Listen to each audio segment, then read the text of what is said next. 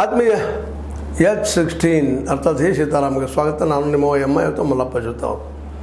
ದಿಲ್ಲಿ ಜೋರ್ದಾರಾಗಿ ಬಿಸಿಲು ಹೆಚ್ಚಾಗ್ತಾ ಇದೆ. ಹಾಗೆ ದಿಲ್ಲಿ ಸದನದಲ್ಲಿ ತಿಕ್ಕಾಡು ಜೋರಾಗ್ತಾಯಿದೆ. ಆಮ್ ಆದ್ಮಿ ಮತ್ತು BJP ಮಧ್ಯ.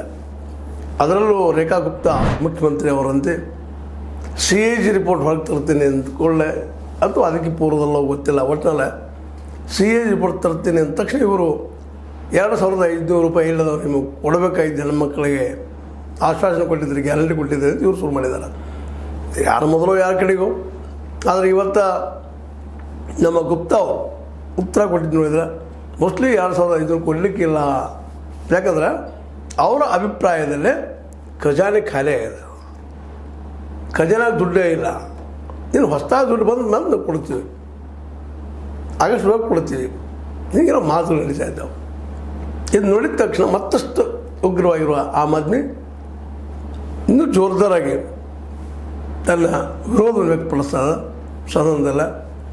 ಮತ್ತು ಈಗ ಅದು ಮೂಮೆಂಟ್ ಮಾಡೋದು ಅದು ಮುಂದುವರೆದಂಥದ್ದು ಬೀದಿಗಳದ, ಅದರಿಂದ ಮೇಲೆ ಎದ್ದು ಬಂದಂಥ ಪಕ್ಷ.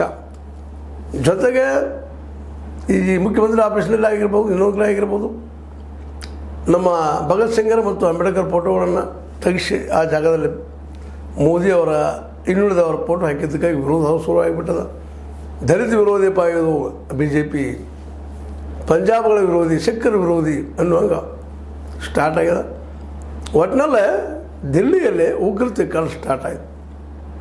ಯಾಕೆಂದರೆ ಅಧಿಕಾರದಲ್ಲಿದ್ದಾಗ ಮನುಷ್ಯ ಬೇರೆ, ಅಧಿಕಾರ ಇಲ್ಲದಲ್ಲಿ ಇದ್ದಾಗ ಮನುಷ್ಯ ಬೇರೆ. ಇವತ್ತು ಅಧಿಕಾರದಾಗಿಲ್ಲ.